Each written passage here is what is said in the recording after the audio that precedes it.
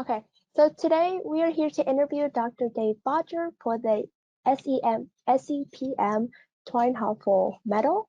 My name is Khanh too, and I am a PhD candidate at Virginia Tech studying vertebrate paleontology, and I'm very excited to have him here today with us. So, Dave, can you summarize your path to geoscience in like 5 minutes or less?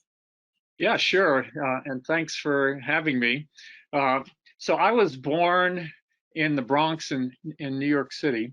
And at a young age, my parents moved to a town called Eastchester, north of New York City. And I grew up there, and it was on metamorphic rocks. So there weren't any things like fossils. And I really didn't have much of a chance to get involved with geology or geosciences.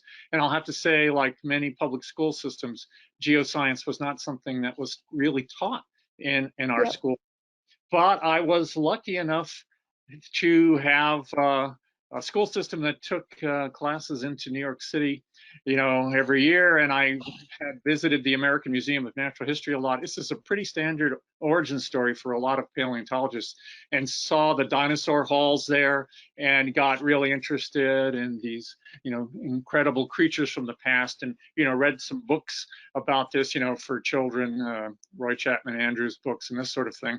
And but my family is not a science family or anything like that. So when I think their idea when I went off to college was that I would probably be a lawyer or something like that.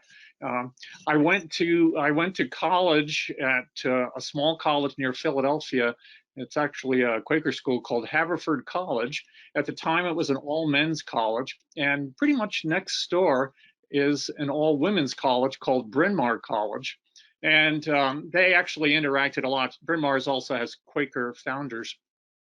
So you could major at either school. And when I went there, I realized that although Haverford did not have a geology department, Bryn Mawr did, and they had a paleontologist and a paleontology class. And I thought, while I'm a student in college, I want to take a class in paleontology. So I had to, I think my sophomore year, the prereq was taking the first year of geology, and I took paleontology the fall of my junior year. And, that's kind of where I found out, that I really liked it, and that you could get a job doing this. And I'll have to say that because it's a small, I was able to major in geology at Bryn Mawr, even though I only had a year and a half left, because it's a small department. There weren't so many classes that you had to take, and we were able to put a program together. Initially, I was interested in vertebrate paleontology. We all get sucked in there. Yeah, why not, having been to, my early inspiration. And I'll have to say that one of the faculty there said that my senior thesis would be researching to understand the call of the Archaeopteryx. That was going to be because he knew that I was interested in birds. I was also interested in birds. But the paleontologist there was somebody who was an invertebrate paleontologist, and that's sort of where my training really progressed, so that I would say I went off to graduate school into invertebrate paleontology, to work on mollusks and things, because I got into being a major at a pretty late time.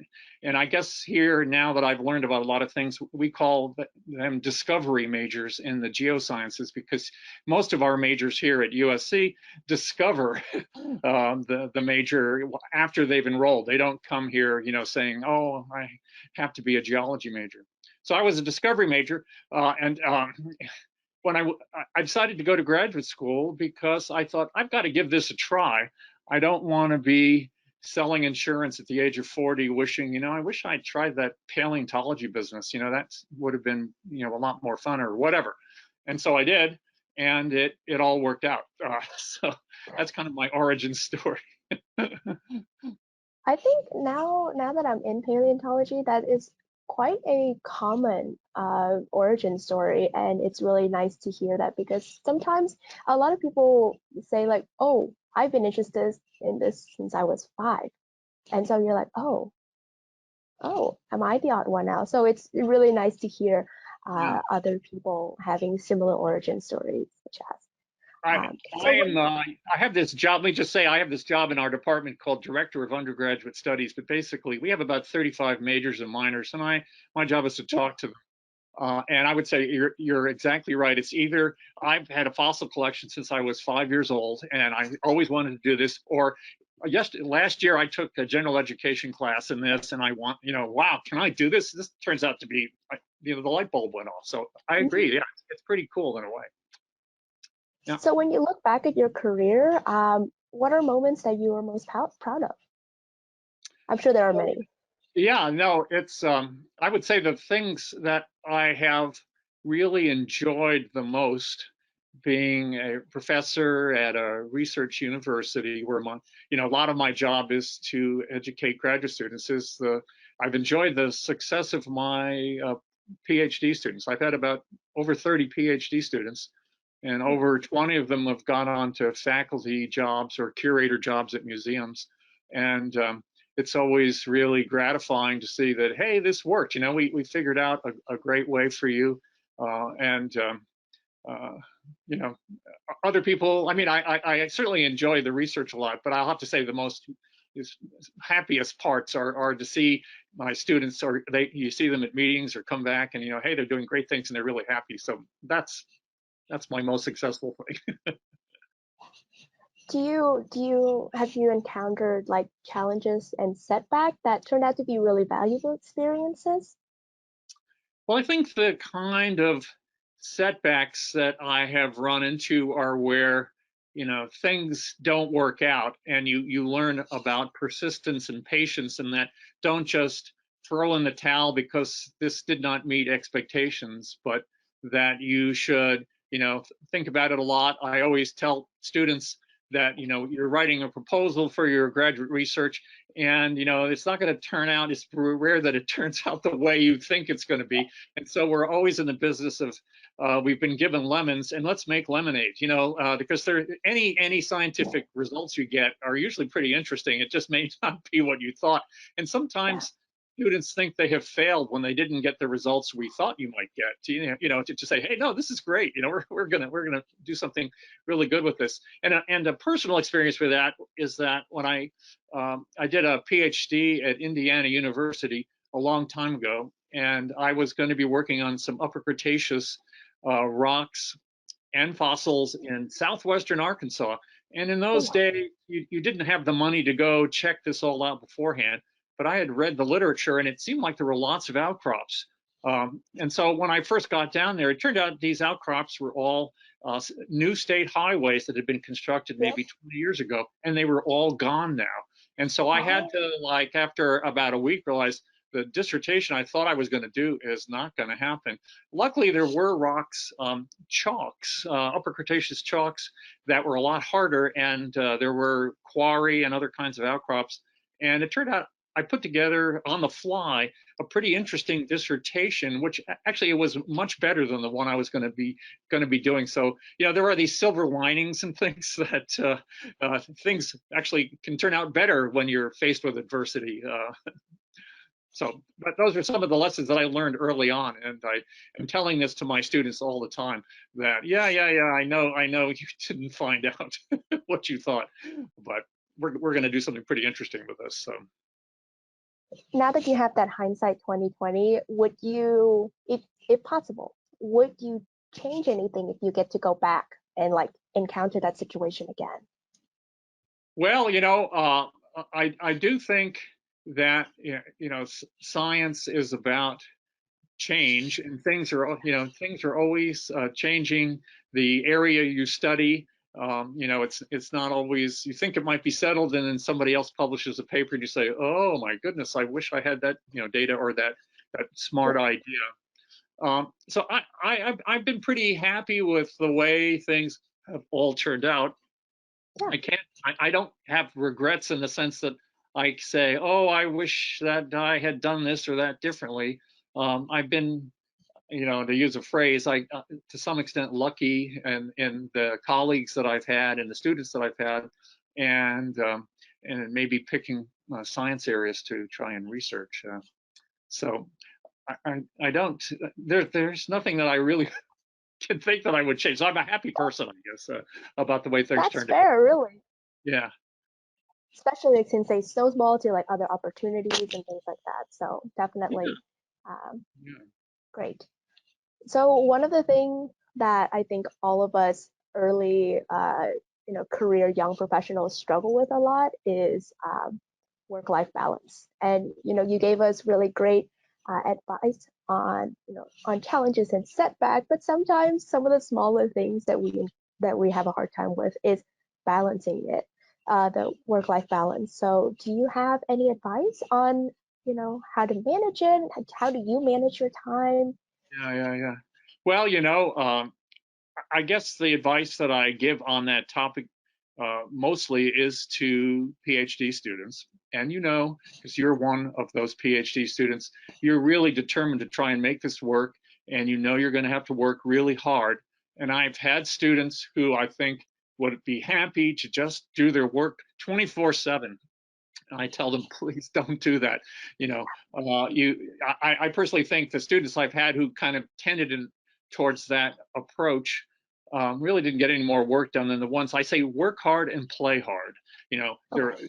You have to refresh your brain if it's going to work well. And so, do other things and, take a vacation or go to the movies or go for a hike or an overnight or whatever. So the short phrase is work hard and play hard and try and get your mind off your things for a little bit. Go to the beach here in LA, or whatever.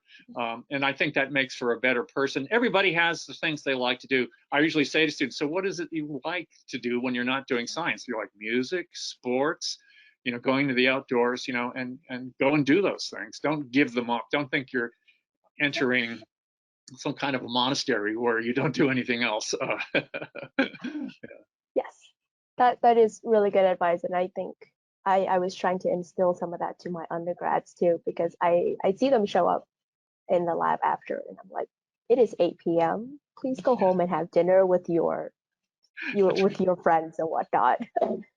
So, um, any skills that you think help you really succeed in where you are? And what are some foundational skills that could be beneficial to all geoscientists entering into the field? Well, I think for me, actually, uh, me personally, some of the skills or a lot of the skills that I have, and I'll call them field skills, being able to observe things in the field, have actually been Mm-hmm. very beneficial to me.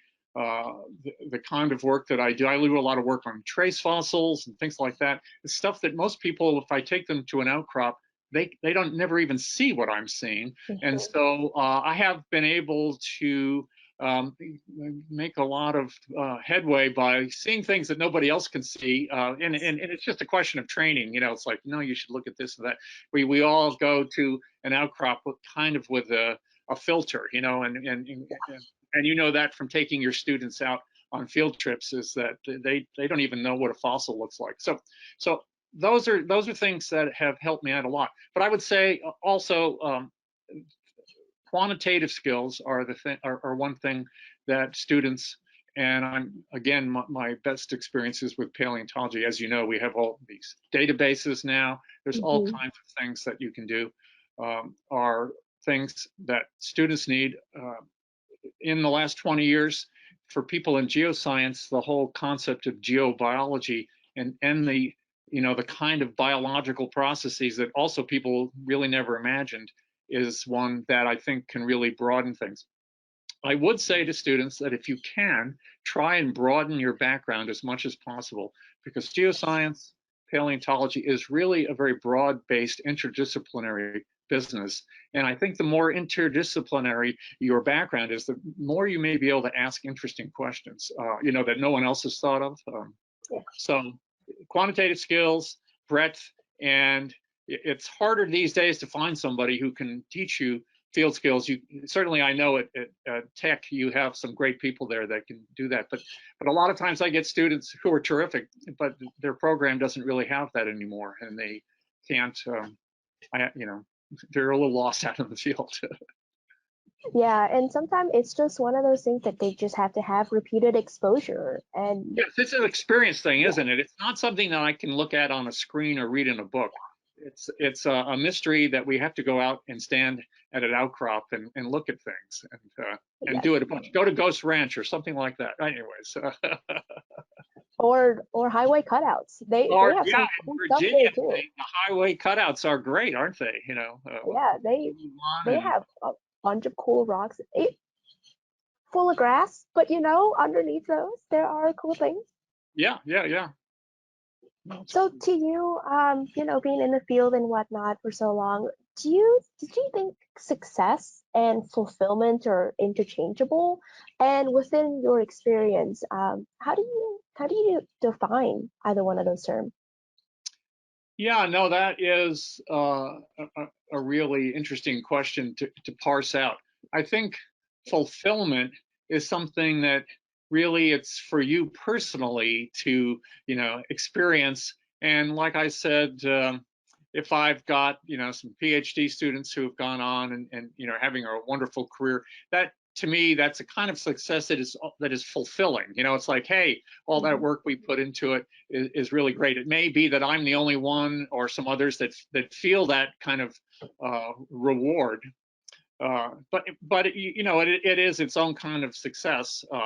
But I also know lots of faculty who aren't that interested in students. They're off doing other sort of aspects of career, and so for them their fulfillment is different. Um, Mhm. I guess success then can it's sort of comes from the judgment of your peers, and for instance, if you're sending in your papers, your manuscripts, and they are getting accepted, and there's some rewarding comments, or maybe you're getting a job at a place that you wanted, you're being judged and being viewed as those are successes, or getting tenure or whatever. That so I would say that's then when others have sort of determined you're a successful. Fulfillment is like, hey, I feel great, about Yeah, how things are going, but it may not matter what the person down the hall feels. yeah, that's true. Yeah. One of the things, I think we've been taught in grad school nowadays is like trying to get our science out to the community and to again other disciplines. Do you have any creative ways do you transfer knowledge through?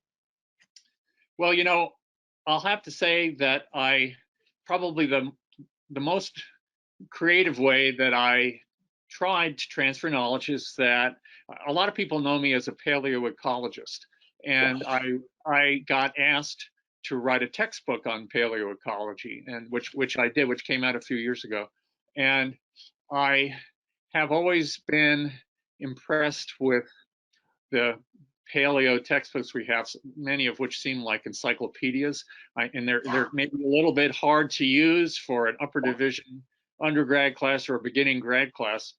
So I thought and hoped that this might be a creative way. Is I thought I'm going to try and find the 200 best figures that exist out there in paleoecology. It was my determination, and then kind of write around them, but really make this a little bit more visual than a lot of dense text.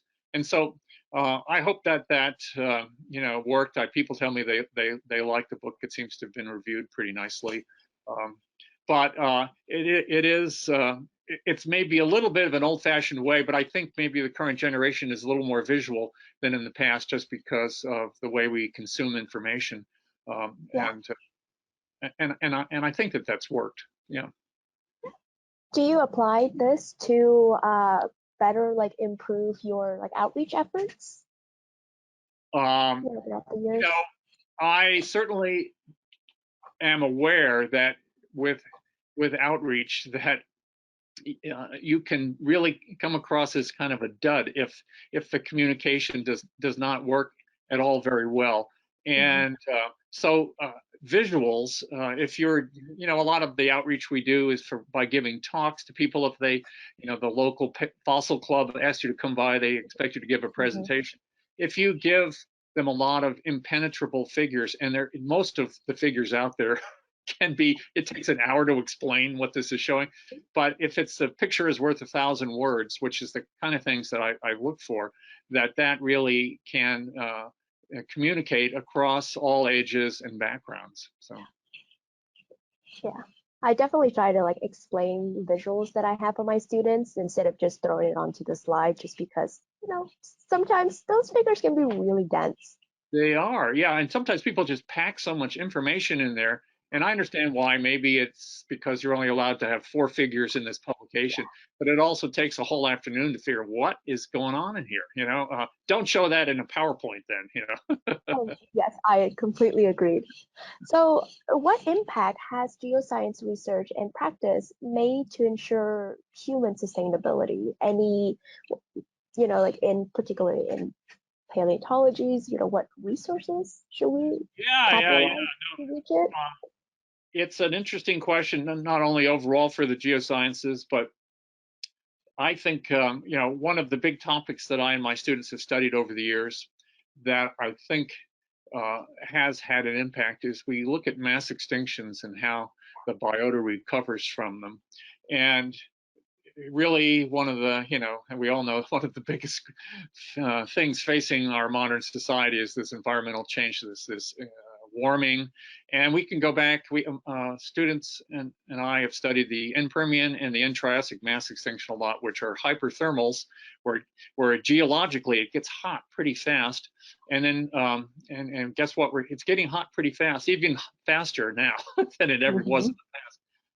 The question is then when that is kind of developing, and then when it's over, how do ecosystems react and recover from that? And that information gets transferred to some extent to the policy and to the modern biology and planning communities and all that sort of thing. So hopefully the idea is that we can better manage things in the future from looking at the experiments that nature did in the past. Yeah. We talk about you having, many students and they have their jobs, they have in universities or in museum. With challenges today in securing jobs opportunities, I think that's constant. Why should one consider a career in geoscience today? Well, I think that is also another really great question, and I'll have to admit that what I tell my students is don't do this unless you love doing it. If you can't think of anything else to do with your life, you want to do this. And so that's a little bit of a disconnect from, how should I view the area and should I pursue it? I'll have to say that I was probably interested in other topics when I was younger, and I was told, don't do this because there aren't very many jobs in it. And I'll tell you the truth, I was also told this about paleontology when I was an undergrad and an early grad. I shouldn't be doing this. There's no jobs. And it's taken that advice, then I wouldn't be sitting here talking to you.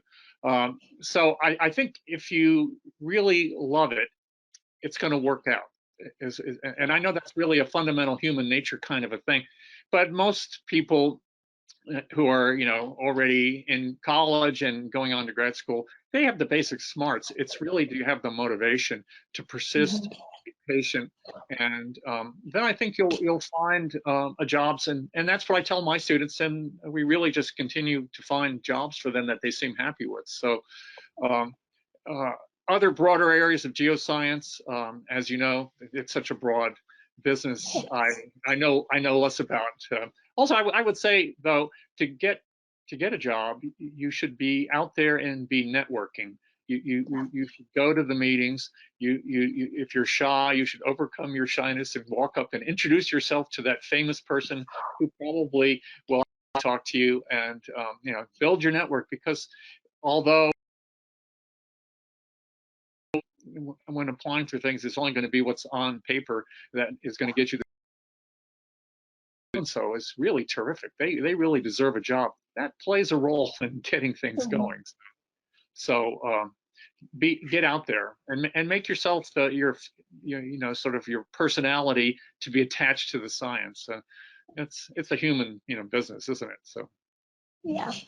Do you have a lot of interaction with the industry? And if so, have you seen, how the changes of the industry throughout the years? Well, I'm going to say that I think there's a lot of different kinds of industry in geosciences. Uh, it's not unusual that when people say the industry, they might mean the petroleum industry or whatever. Um, our When I first started my job, that we were a geology department, and most geology departments everywhere were producing sort of geologists to go work for resource industries of various sorts. There's been up and downs in the industry, and for that reason, I would say for the last 20 years, my department hasn't really seen a lot of students that want to do that. We're mostly a PhD department. So although I sort of read about things, I don't have a lot of interactions. I mean, I have some friends from old times and that sort of thing, but I don't really know um, what's going on. I do advise undergrads, and the thing that I tell them is that it seems to me that if you have a chance, you might, if you want to go into the energy industry, that's a good idea, because I think we're in a period of great change for energy. We're always going to need a lot of energy. There's new kinds of Definitely energy. renewable. Yeah, there's a lot of and they're interested in getting a job. I said there's going to be a lot of money made, transitioning from old time kinds of energy to new time kinds of energy. Hmm. And I also say maybe you should take some business classes or some economics classes and learn sort of the uh, business side of it, because energy is a business. I mean, obviously, but it is changing a lot, and that seems to me to be a place where you could actually make a lot of money if that's your idea. Yeah. So for these students who are like looking to go into maybe a little bit outside of geoscience, what skills do you think will be most pivotal for students and early career professionals to develop now so that, they could get into their career? And make it work, right? Yeah. Yeah. Well, I again, I probably my experience is largely with PhD students, and Mm-hmm. one piece of advice that I give them all, well, when they're starting out as grad students, is that if your job is you think is going to require a fair amount of research, okay, that will be a big component. What you need to be doing is to start thinking about publishing your results in scientific journals, publishing papers. Because in our business, I'm sure for PhD students at Tech, you're probably told the same thing, is you've got to publish some papers to move on to that postdoc or to that faculty position. And the reason Mm-hmm. why I think that is at least it seems to me that publishing papers is about the hardest thing to do. It's getting the research done, getting it right, and then putting it in the right format and all that, and putting the correct sort of arguments and discussions together. And I think people that are hiring young geoscientists, where there's the research component, are saying to themselves, look, if they they have 5 papers. If they can do that, they can do all the rest of it too. And so Mm-hmm. sometimes I run into students who do all the rest of it and don't publish the papers, and I view that as a kind of almost procrastinating. You've got to Mm-hmm. buckle down and do the hardest thing. If you can do that, then you'll be fine. So that's my one piece of evidence from looking at a lot of job searches and things like that. Yeah. Plus, nowadays, I think it's getting to be much more common for PhD student to come out with published papers, and that's It's definitely a changing part of the. Yeah, it is very much the case that you can think if you're a PhD student looking for a faculty or curator position or something like that, I like to think of it, there is a line of potential people to hire, and you would like to get to the head of that line, wouldn't you, to be someone who's interviewed, and how do you do that? And there are only a few things under your control, and one of them is publishing papers. There are going to be other things that are not under your control.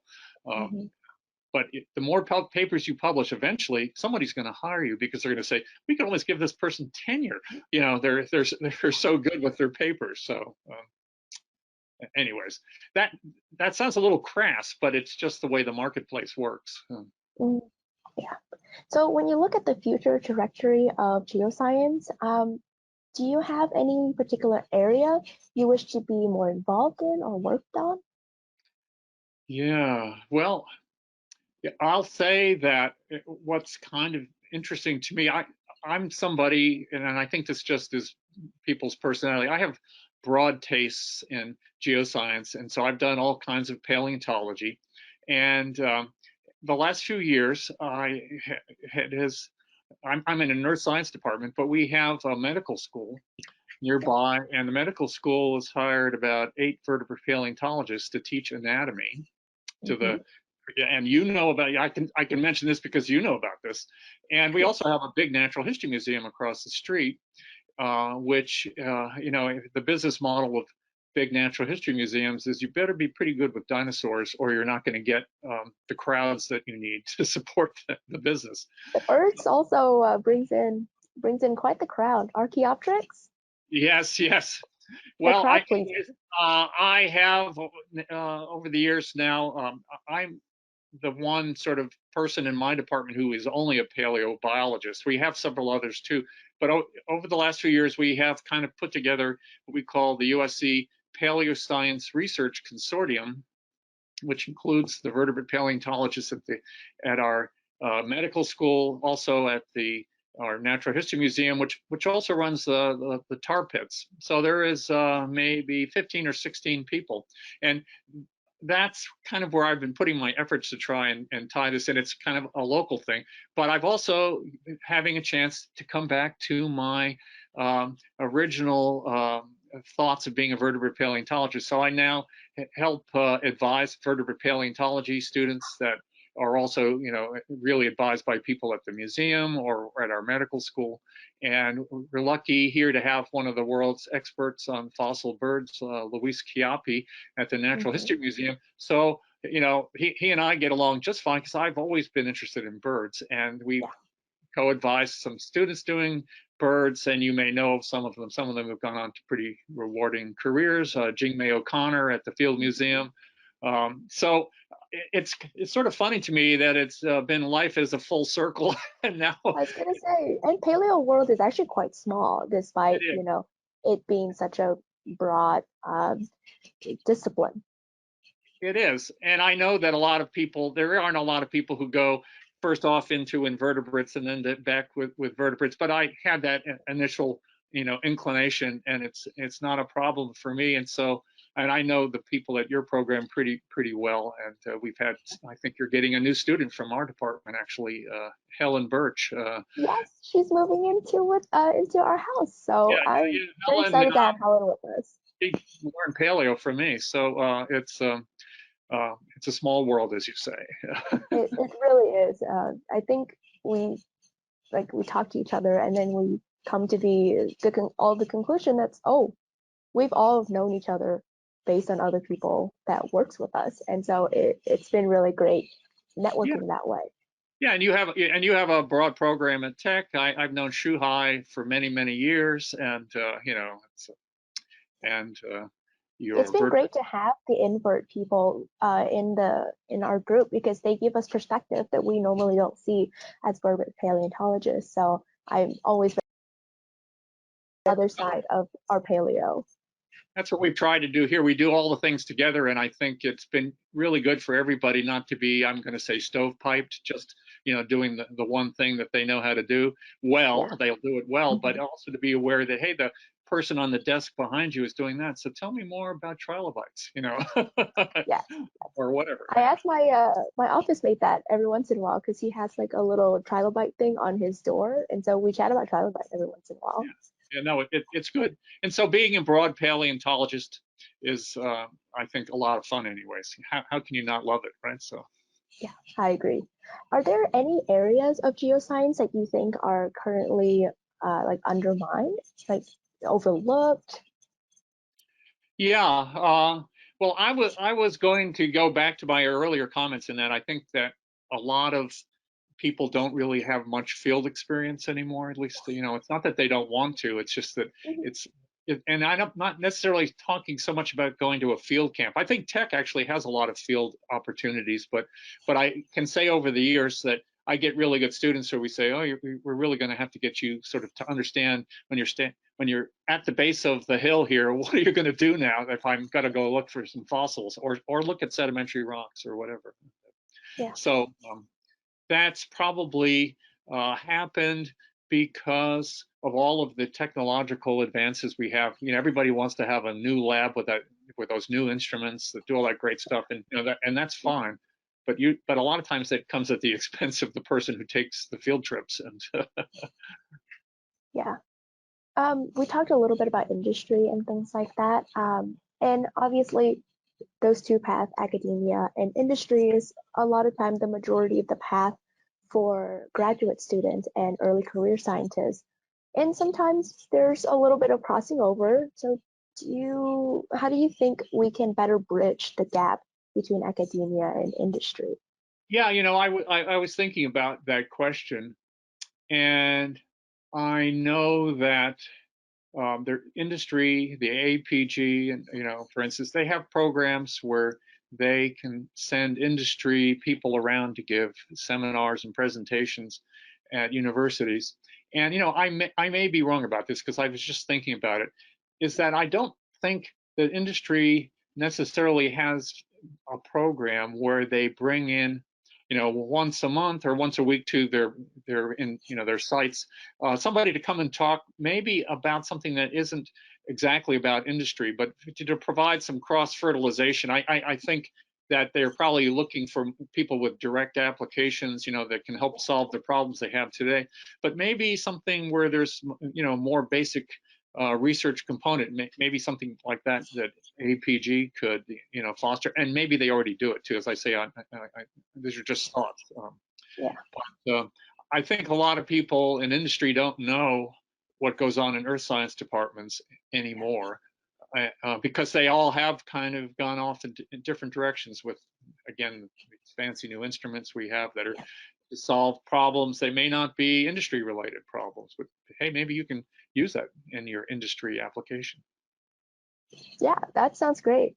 So last but not least, I just want to, talk about, you've been very passionate talking about what you do, all the various aspects of being a researcher, being a mentor.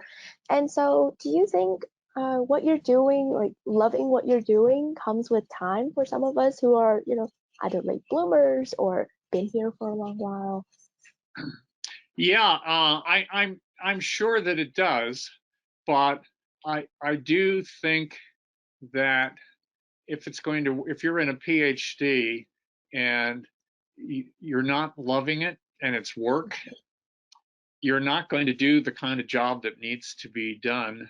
Maybe there's something else that you love doing that you go home every night to do, and it's sort of a real job and not I know this word passion is sort of overused, but I think that people are going to go the extra mile if it's something they love doing because they really want this to work out. Mm-hmm. So there are going to be maybe aspects that you might grow to love. I've had students who said, oh, I don't know if I really want to do all that lab work. And then we say, well, go and do some of it because you're going to need to do some of it. And then they say after a year, oh, I really love all that lab work. So, it can be aspects of that, that you like. And I can imagine that somebody might say, oh, I'm kind of scared to go out in the field, and like, well, go and do it and give it a try. So, you want to be maybe a geoscientist or an earth scientist, but there are things you need to explore. I'll tell you that, and I'm sure you probably had this experience too. The pandemic was the greatest exercise in, okay, how are we going to make lemonade here? I have students who were going to go out into the field that summer who only Mm-hmm. did it this summer, and they had to wait for 2 years. Okay, so what did we do? A lot of students learned that they really liked data analysis. Let's see if we can find something in the paleobiology database, and you can do a project. Mm-hmm. And then like, oh, I really love that. Other students did modeling. Oh, I really like doing this. And it turns out your dissertation is a completely different thing. But maybe the thing is to be adventurous and learn to love other parts that you don't already know about. or you could learn to love. You don't have to, but you could. Yeah, that Yeah. is that is great advice, honestly, for some of us who are just still, we look at our dissertation as such like a point. We're so focused on this particular niche, and expanding it would really help us in the long run. That's the way that I think and typically I sort of did this with students, but with the pandemic, it was all of a sudden, we're going to have to modify this and figure out something else Yeah. that's part of the topic. And that point is going to have to become a pretty broad thing now. Your dissertation is going Yes. to have a different title maybe than you thought. Yes. Because we're all Most definitely. stuck at home, maybe not, can't even come into school, right? And so you're sitting there with your No laptop. lab, no collections, none of Yeah. that. So it was a real. I think my students all, I would say, came through, and but you really, it showed their own personal resiliency to. Uh, they didn't throw in the towel. They just kind of figured out things to do, and so here we are. And hopefully we're kind of over that. Ha ha ha ha. Did you have any practices through the pandemic that you end up keeping for, for future students or like yourself? Well, right now, I would say that what we're doing is this last summer we were scrambling for everybody to finally do the things they wanted to do, maybe as like the last chapter in the dissertation, which was going to be all about their dissertation. Now, like at least you can get started. Maybe you can turn it into a Uh-huh. post. Um, the Certainly the things that we're doing today, though, are we all learned how to work, and that has infiltrated everything. And I had Zoom meetings with my students every week, and that's all that I did for week after week after week. And I was Yeah. able to come to school; it was empty. Well, again, you know about this. Your whole education is sort of like really that's it. So Mhm. But my students are all been out to museums in North America and Europe and field sites and all that. And yeah, some of them got COVID while they're out there. But everybody sort of I like understand. to deal with this. So did we learn new things? Maybe it's the world is different. I think maybe we learned that, and we're gonna just have to kind of adjust to it. And we're not completely there yet, right? We're still Yeah. finding new We're things still in about. the transition for sure. Yeah. Hopefully we're in this transition where we can say, well, this is what you need to do, and this is how you do it. And it's not like, oh, well, actually, this year you won't be able to do this. Maybe you should do something else for this coming year. Well, thank you so much for chatting with me today. And yeah, it's been a great honor to talk to you. Great to talk to you, and give my best to everyone at Tech, and say I sure hello will. to Helen, and say that I give her my best wishes. So I think I see her this week, so I will let her know. yeah, no, Thank you so much. she'll be great. She's really terrific. So I'm excited. I'm excited. I yeah, heard great things about her already, so I'm excited. okay, great talking to Thank you. you. Great talking to you.